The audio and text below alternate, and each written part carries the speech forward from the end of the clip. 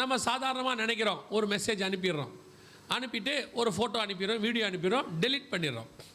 Delete பண்ண உடனே உங்களுக்கு என்ன தோணுதுன்னா, நான் டெலீட் பண்ணிட்டேன், எங்கிட்ட அது இல்லை. இன்னும் கொஞ்சம் ஒரு படி மேலே போய் டெலீட் ஃபார் எவ்ரி ஒன்னு இருக்குதுல்ல, அவங்களுக்கும் சேர்த்து நீங்கள் என்ன பண்ணிடலாம், டெலீட் பண்ணலாம். பண்ணிட்டீங்கன்னா இப்போ உங்களுக்கு என்ன தோணுது, எங்கிட்டையும் இல்லை அவங்ககிட்டையும் இல்லை, அப்பாடா ஒரு ப்ரூஃப் இல்லை, ஒரு ப்ரூஃப் கூட கிடையாது, எல்லாத்தையும் டெலீட் பண்ணியாச்சு. நீங்கள் 2 பேருக்கு தான் டெலீட் ஆகிருக்குது, அது உங்கள் 2 பேருக்கு மட்டும்தான் டெலீட் ஆகிருக்கு. நீங்கள் அனுப்புகிறது யார் மூலமாக அனுப்புகிறீங்க, வாட்ஸ்அப்னா வாட்ஸ்அப், ஃபேஸ்புக்னா ஃபேஸ்புக், ட்விட்டர்னா ட்விட்டர்.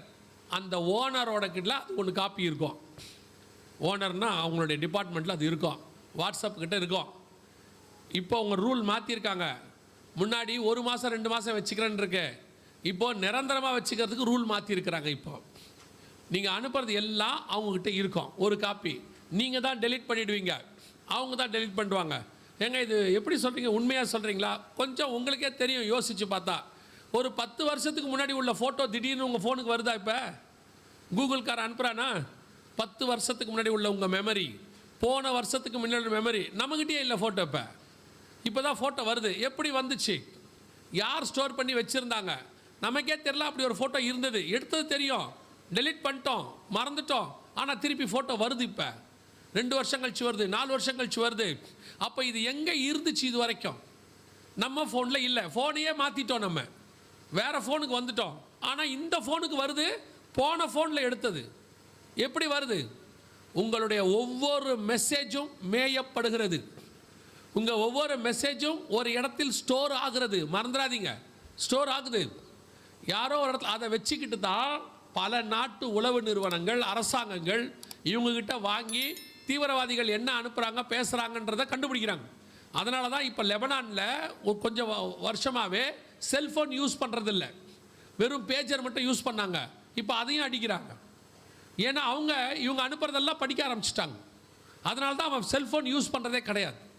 கவனிச்சுக்கொள்ளுங்க, நீங்கள் அனுப்புகிற ஒவ்வொரு செய்தியும் படிக்கப்படுகிறது. இதுதான் காற்றை மேய்ந்து. இதை உங்களுக்கு ஒரு எச்சரிப்பாகவும் சொல்கிறேன்.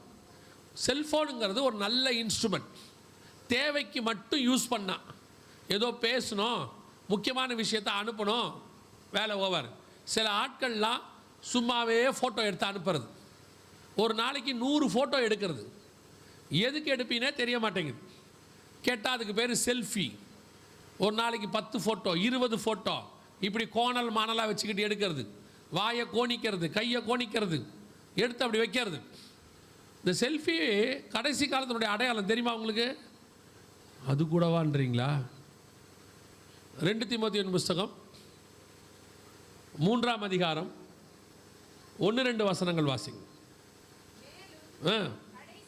கடைசி நாட்களில் கொடிய காலங்கள் வரும் என்று அறிவாயாக.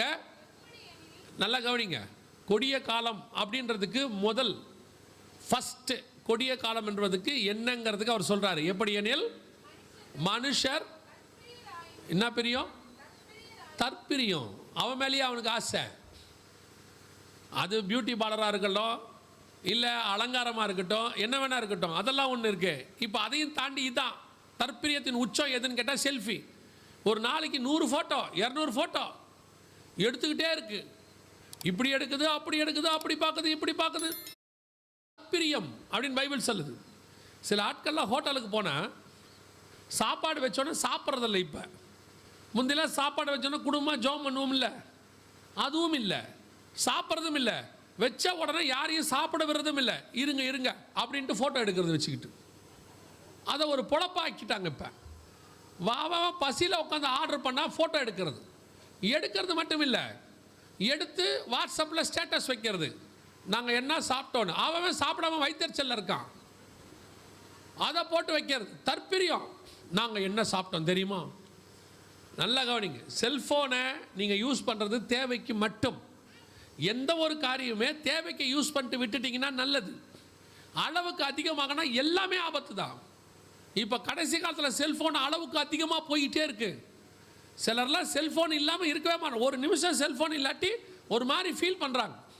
நைட்டு படுக்க போகும்போது பக்கத்துலேயே இருக்குது, தலகாணி கடியில் இருக்குது, எழுந்திருக்கும் போது அதிகாலையில் உன் முகத்தில் விழிப்பேன்னு இருக்குல்ல, அத்தனை பேர் செல்ஃபோன் முகத்தில் தான் விழிக்கிறாங்க. இப்போ அப்படியே தூங்கி எழுந்திருக்கும் போதே தடை வருது, பக்கத்தில் குருடன் தடை வர மாதிரி, ஃபோன் பக்கத்தில் இருக்குதான். தற்பிரியம். ரொம்ப கேர்ஃபுல்லாக இருந்து கொள்ளுங்க. உங்களுடைய செய்திகள் அத்தனையும் மேயப்படுகிறது.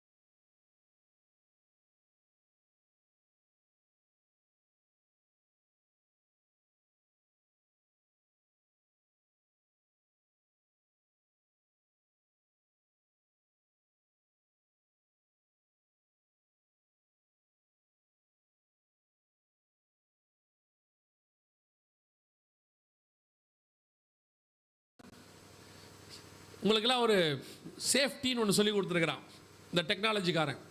என்ன சேஃப்டி சொல்லி கொடுத்துருக்கான்னா, பாஸ்வேர்டு தாங்க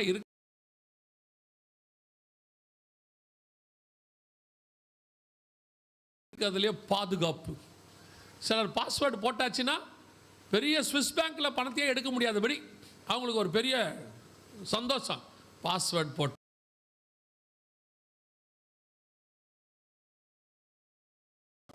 யாரும் பார்க்க முடியாது. இப்போ நான் ஒரு கேள்வி கேட்குறேன், பாஸ்வேர்டு மறந்து போச்சு, என்ன பண்ணுவீங்க? ஃபர்கெட் பாஸ்வேர்டு, அப்படி தானே? ஃபர்கெட் பாஸ்வேர்டு கொடுத்தோன்னா அடுத்து என்ன நடக்குது?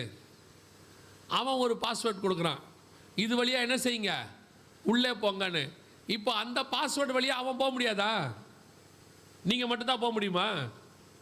ஒருத்தன் அனுப்புகிறான்ல கம்பெனியிலேருந்து ஃபர்கெட் பாஸ்வேர்டுன்னு ஒன்று, அவன் அனுப்புகிற பாஸ்வேர்டு வழியாக நீங்கள் போகலான்னா அந்த பாஸ்வேர்டு வழியாக அவன் போக முடியாதா?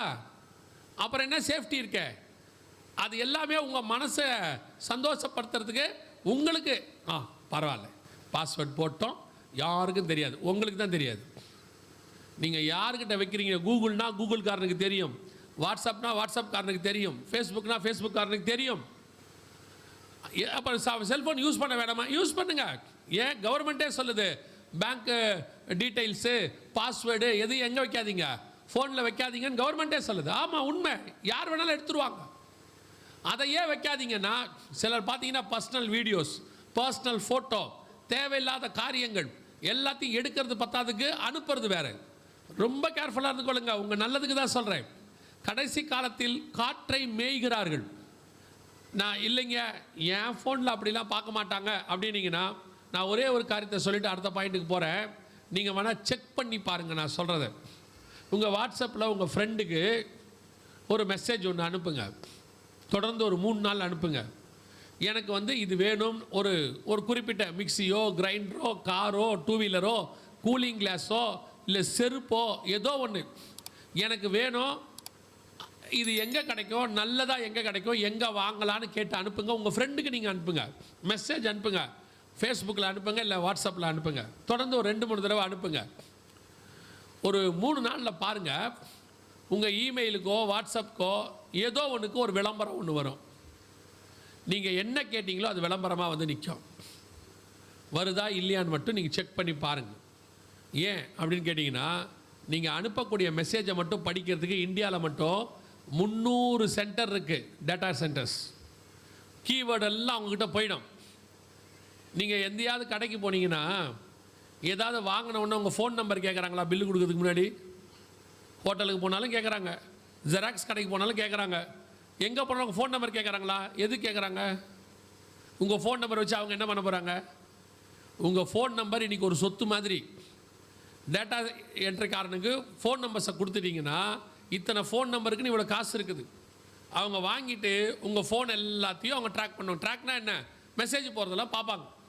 கீவேர்ட் இப்போ நீங்கள் கேட்குறீங்க, எனக்கு ஒரு நல்ல செருப்பு வாங்கணும் அப்படின்னு உடனே செருப்பு கம்பெனிக்காரனுக்கு அது கொடுப்பாங்க. இந்த ஃபோன் இந்த ட்ராக்கில் இந்த ஏரியாவில் இருக்கிறவர் செருப்பு தேடுறாரு அப்படின்னு உடனே அவங்க ஒரு மெசேஜ் தட்டி விடுவாங்க. அவங்க கம்பெனியோடைய செருப்பை தட்டி விடுவாங்க. அப்படி வரும். நீங்கள் என்ன நினச்சிப்பீங்க தெரியுமா? நல்ல வேலை, இதை தான் நம்ம தேடிக்கிட்டு இருந்தோம், அதுவாக வந்துடுச்சு. கொஞ்சம் நீங்கள் ஆவிக்குரியவங்களாக இருந்தால் என்ன நினைப்பீங்கன்னா, நினச்சிக்கிட்டே இருந்தேன், கர்த்தர் எனக்கு காட்டினார், இதான் தேவ சித்தம் அப்படின்றவீங்க. அதான் நடக்கும். இது எப்படி வருது? நான் இதை செக் பண்ணி பார்த்துட்டு தான் உங்களுக்கு சொல்கிறேன். உங்களுடைய காரியங்கள் எல்லாம் மேயப்படுகிறது. ரொம்ப கேர்ஃபுல்லாக இருந்து கொள்ளுங்க. மெசேஜ் பேசுங்க, ஃபோன் பேசுங்க, மெசேஜ் அனுப்புங்க, வேணான்னு சொல்ல. அன்வான்டாக எதையும் செய்யாதீங்க, மாட்டிப்பீங்க. எங்கேயோ ஒரு நாள் நீங்கள் சிப்பிங்க. அதுவும் இன்றைக்குள்ள டெக்னாலஜி படி உங்களுடைய ஒரு வீடியோ கிடைச்சா போதும், உங்கள் தலையை வச்சுக்கிட்டு உங்களை எவ்வளவு அருவருப்பாக மாற்றணுமோ மாற்ற முடியும். அதுக்கப்புறம் நடந்த பிறகு போலீஸுக்கிட்ட போய் அது நான் இல்லைன்னு ப்ரூஃப் பண்ணி அந்த வீடியோவை டெலீட் பண்ணி, அது ரெண்டாவது. நான் என்ன சொல்கிறேன், வருமுன் காப்போம். அப்படி ஒரு விஷயமே நமக்கு வேணாமேன்ற. தேவையில்லாத விஷயத்தை ஏன் அப்படி அனுப்பி விட்றீங்க? சிலருக்குலாம் ஃப்ரெண்டுங்களுக்கு ட்ராக்ஸ் கொடுக்குற மாதிரி ஃபோட்டோ அனுப்புறது, காலையில் எழுந்திரிச்சோன்னு அனுப்புறது தான் முதல் வேலை. வாக்குத்தத்தை அனுப்புங்க, உங்களை யாரும் ஒன்றும் சொல்லலை. ரொம்ப கேர்ஃபுல்லாக இருந்து கொள்ளுங்க.